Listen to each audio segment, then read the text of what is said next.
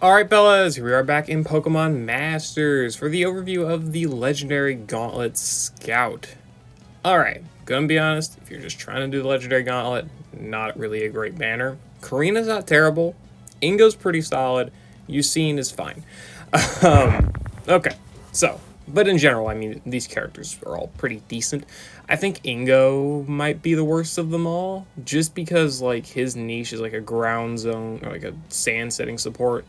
Doesn't do too much anymore. A lot of the good teams with sand or that need sand have really good partners for them, and a lot of them are just so much better enhanced by a character like Arcsuit Steven. I mean, it's actually just insane. But I guess we'll look at Ingo first. Why not? I don't really want to include Super Awakening too much, but because these videos tend to be super duper long if I go into the same amount of detail of these characters as I do a new sync pair, we're mostly just going to look at the character at about max potential, 5 out of 5. We'll look at the Super Awakening a little bit, but mostly about this level, considering how unavailable Super Awakening really is. With full investment other than the Techie X roll, Ingo's got 285 defense, 32 special defense, 816 HP. Fine defensive stats. He is a support character meant to take a hit. Obviously, that's why his offenses are pretty bad, except the fact that his special attack is literally better than his defenses, whatever. But it's because he's got sedimentary. Yeah, he's able to buff his defenses by 30% in sand and also protect damage from sand. So what's the 30% increase on basically 300? It's like, what, up to 390-ish, right, I believe.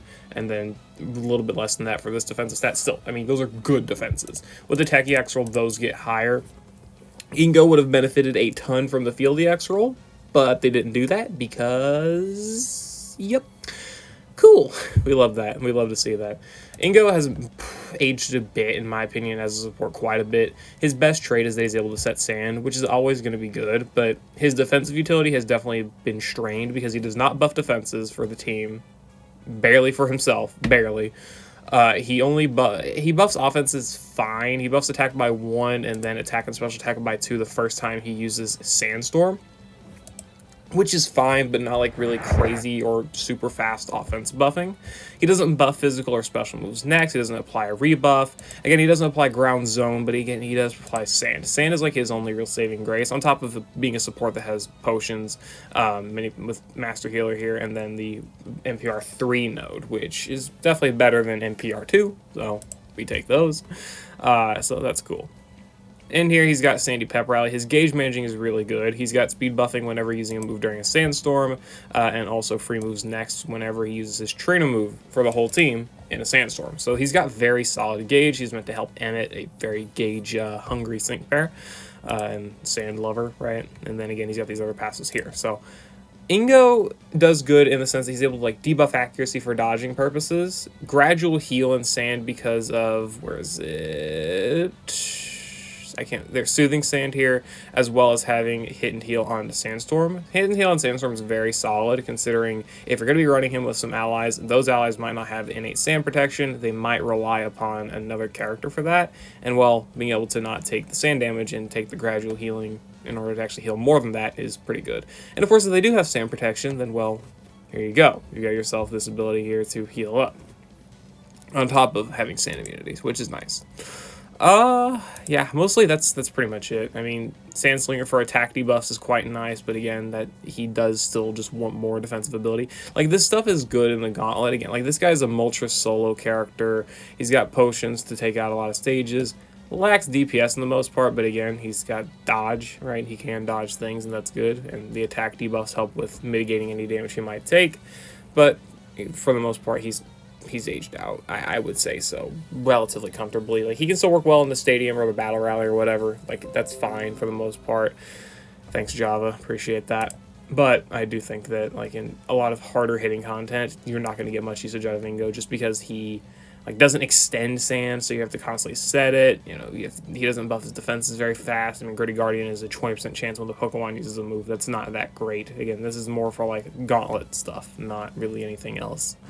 And none of these other tiles really help him out too much. The potions are great, but yeah, just a support that's pretty much aged out in a lot of his abilities. Definitely wanted, like, the Field EX roll. He wanted better defenses, stuff like that. Super Awakening gave him better stats. I mean, these stats are nuts. His bulk after this is pretty insane. Like a extra 30% defense whenever your defense is already 350, basically. That's what, oh my god. It's like 480, 490 defenses. It's pretty crazy. Yeah, pretty damn great stats. But again, can't buff his defenses. And then he's got this stuff. He is able to extend sand. Extending sand, this is good. He does have it on the Super Awakening if you're willing to invest that far. And he does have sync countdown whenever his Pokemon uses a status move, so he gets a sync countdown on Sandstorm. Decent synergy, I guess, with Arc Suit Cynthia because she's got basically the same tile, but not really that crazy for sure. And then Sync Burst, restoring MP to his potions, training move, and his Sandstorm. That can be helpful if you're not trying to fish too much for MPRs. Not a bad thing to pick up, for sure. So, I mean, his Super Awakening does help him out a little bit, but I do think it doesn't really give him everything he really, really wants, but we'll take those higher stats for sure, and his better ability to maintain sand. Alright, next let's take a look at Eusine. Eusine is a water striker, a lot more recent than Ingo. I think he debuted 2 years ago, well, about a year and a half ago, if I were to be more specific about it. A year and like 8 months ago, something like that. Well, yeah, 2023, June of 2023. So, pretty much a year and 8 months ago. Anyway, this guy's a water striker, released in the same era as Sygna Suit Lysander, who is also rerunning later this month. And well, honestly, I think you can just fight for whichever one you want more, because they both kind of just do the same thing. Honestly, water damage. They are water strikers, water tech. I mean, that's what Eusine is.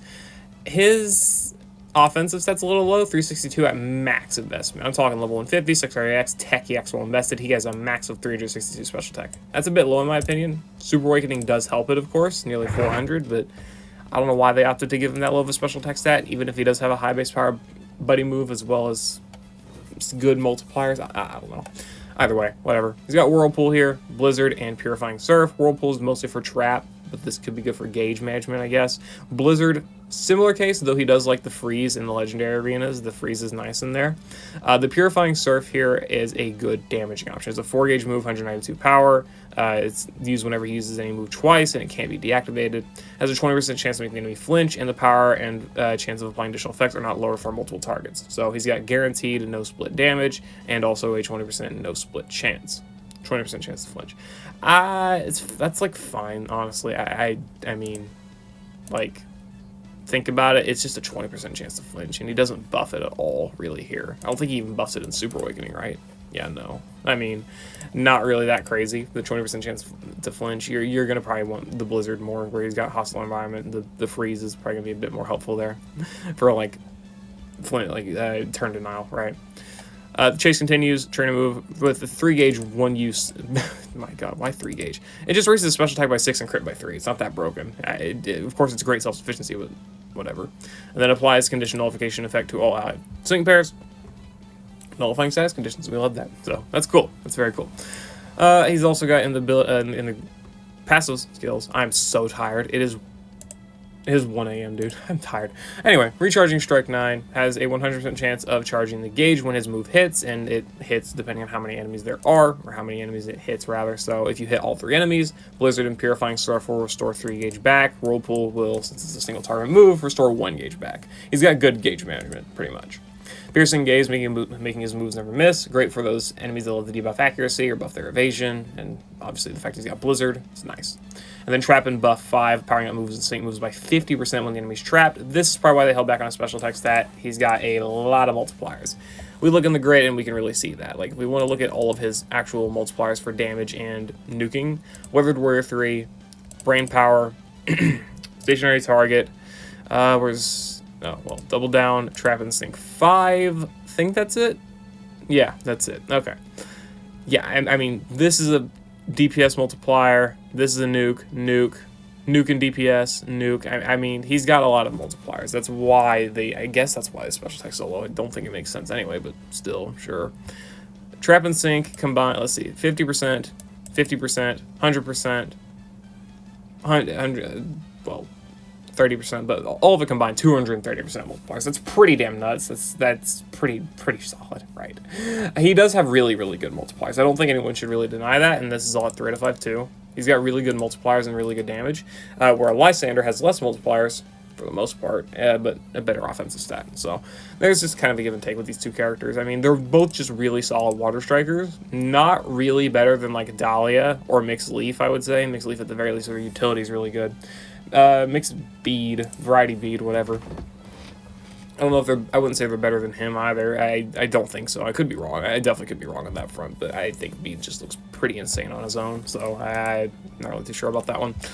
But mostly Dahlia. Dahlia is super good. Super good. So they just don't really have much of a spot anymore, but again, you can run them and get good usage out of them as well. Though neither of them are particularly good for the damage challenge. If you want just a good water striker for that, I would just... that's either like Dahlia or Mixed Leaf or nothing, for at least for the most part. And obviously Champion Sygna for single target. But yeah. Other than that, he's got Super Sync here, applying super effective next time he's in the Sync move. This is really just trying to persuade you that he is good for the damage challenge, despite the fact that most of his multipliers are reliant on Trap, which is pretty terrible for the damage challenge because of how much time it takes whenever it procs, and also the fact that you have to have it on all the enemies, and you have to make sure it doesn't go away. So, very hard to activate a lot of his multipliers. It's just kind of how it is. It really sucks. Poor guy. He's got good utility stuff like Disarm, though. That's good for offensive debuffing whenever the enemy is affected with the stats change. It's going to be Trap. Sync Thinker for special moves next after using the Sync move. Super Freebie for some gauge management. Danger Damage Guard for some damage. Well, damage guard, right? Whenever he drops below half, he gets damage guard. Could be good for tanking some high-powered AoE attacks. Propulsion on the turn move for some Sync Countdown shenanigans if you want to do it. Soften Up 1 for guaranteeing those crits. Blizzard super duper effective if you're facing Ice Weak content and want to do some high-powered damage. Not bad stuff, honestly. I do like Attack Trap 4, though. This is a pretty solid tile. Again, like if you're really going to try and make this guy work in the damage challenge, this is probably a good tile for it, though at the same time, no, I mean Blizzard. Anyway, whatever. I think this would be good for the damage challenge if you are trying to make use of him there. I don't think he's going to be, like, spectacular there, but you probably can make him work.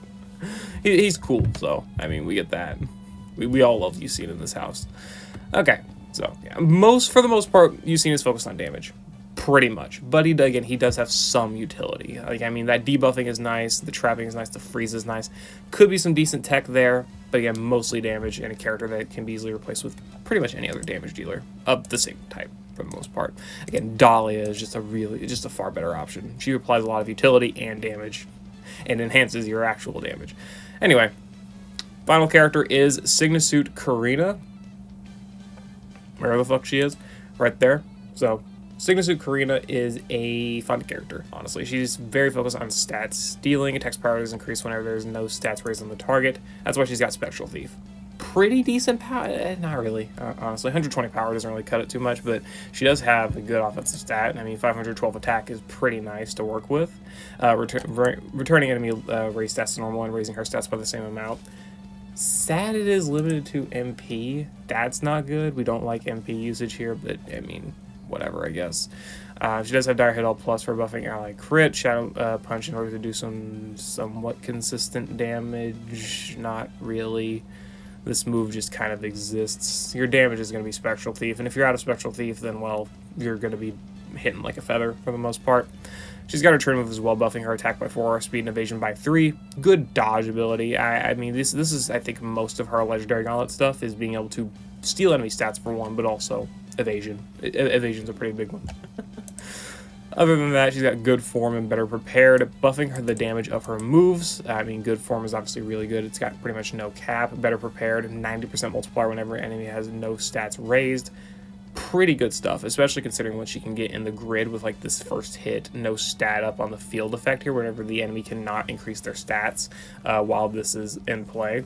The no stat increase effect is pretty damn solid. Same thing as like I think Lear applies after his fair tiles. That was pretty good. So this is helpful. I mean, yeah, this is helpful to activate this more consistently at least. And Fortuitous 9, I mean, more stat buffs. The defenses, evasion, I mean, maxing out attack, you know, gauge with speed, I guess. You know, all those things can be pretty helpful.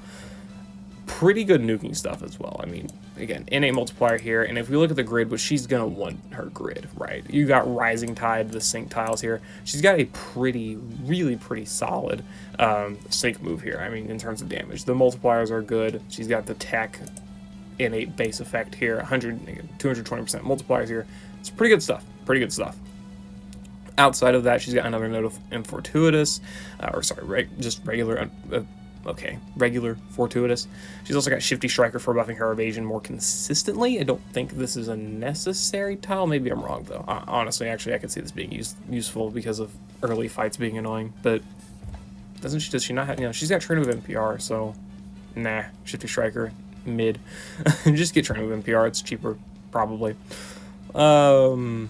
Shuttle Punch, hit reload with 50% chance to restore MP for her Spectral Thief. The more Spectral Thieves you can get, kind of the better, I would say. I mean, it's just the more damage you can do consistently, right? So you want to be able to maintain this.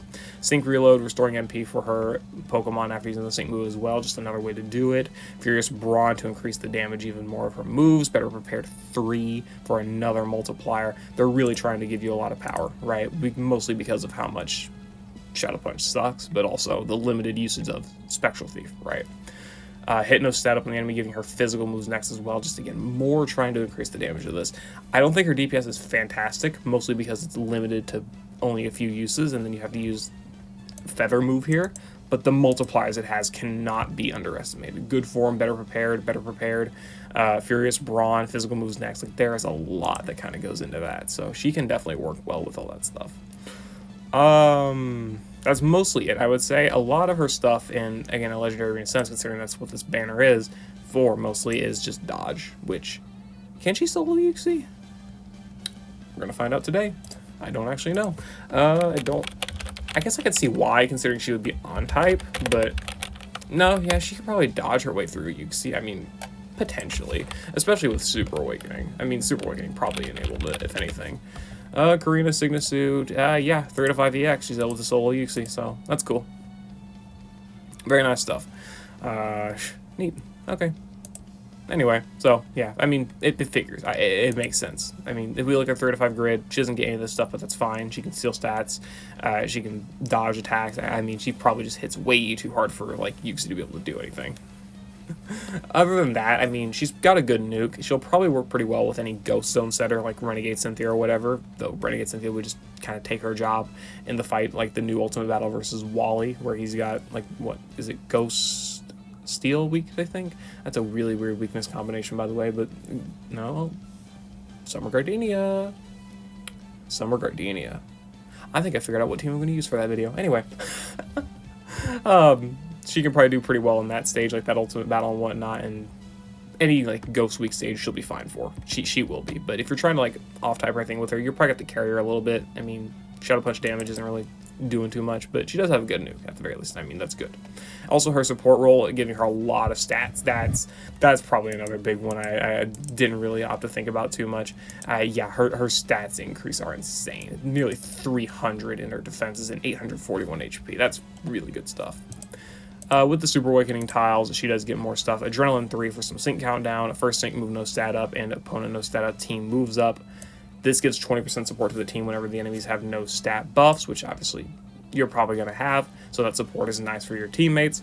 Like, though granted, a lot of these characters you're going to combine her with are probably like Ghost Zone setters. Like, I think one of her better partners would probably be, what, Summer Gardenia, right, for the Ghost Zone, or, I mean, Renegade Cynthia again, but at the same time, Renegade Cynthia kind of takes her job of being a nuker, so a bit of a give and take there. But yeah, I mean, the move damage power-up could work pretty well for Gardenia, though. Yeah, I mean, yeah, Gardenia's definitely got good solid offensive capability too, so could see it. And then the ability to apply the no stat up effect on her first sync move is very, very helpful as well. That alone is also extremely, extremely solid. Just another notch of that. Just making it so it lasts longer, where the enemies cannot buff their stats, just less room for the enemy to be able to buff themselves and potentially screw up your nuke or like damage or whatever. Or so it's good in that sense. Then Adrenaline 3 here, providing the sync countdown. It's just basically a sprint function as a passive. It's so funny. Oh, a few characters got these on their Super Awakening, which just basically gave them the sprint roll without giving them the sprint roll. Oh, I love it. Sync countdown, it's nice. Also, on top of her support EX, gives her sync a lot of value. Tech, it's a good nuke. It's got support EX and it's got sprint EX. There's good value in her sync move, for sure. So, good stuff. Overall, a pretty solid character. Again, hindered by the fact that her main DPS is locked behind MP, and that's probably why she has so many multipliers to try and back that up. But well, overall, as you can see, That's my sheet. Where am I at? Yeah, decent legendary gauntlet prowess for sure. I mean, 9 solos is nothing really to scoff at, especially all being at 3 to 5 EX investment or lower, other than the 5 out of 5 investment versus Terrakion, which that makes sense. 5 well, yeah. Impervious. I guess impervious. No, just I don't even know if Terrakion debuff stats. Huh? Weird. I can see why it would be good for Terrakion because of this tile. This tile would be really good, but I don't know why it would need 5 out of 5. Maybe it's just tough, so you need extra strength. I don't know. Interesting solo to look at, but yeah. Overall banner value, not really there. All these characters are somewhat older and mostly outdated. I mean, Eusine is the most recent unit, but he's easily replaced by Dahlia in pretty much every sense. Ingo is a pretty outdated support, not really even the best support to run for ground or rock types or any other sand setter or sand desired character. And then Sygna Korrina easily replaced by a lot of modern Ghost characters, like again Renegade Cynthia with her EX roll is a massive nuker, massive tech nuker. I mean, also Costume Eriott, amazing nuker as well. The new Ingo is really, really good. I mean, all of these characters are just better at their jobs than these ones, but they're all still good in their own right. Again, like Korrina can get some decent solos, Ingo can too, Eusine's there. Oh, whatever. They've all got some kind of niche, but yeah, whatever. I'll see you later. Hope you all enjoyed. Good luck on your summoning on this banner. Good luck on your skipping. Again, I don't really think it's worth it, but hey, it's fine. Whatever. Peace.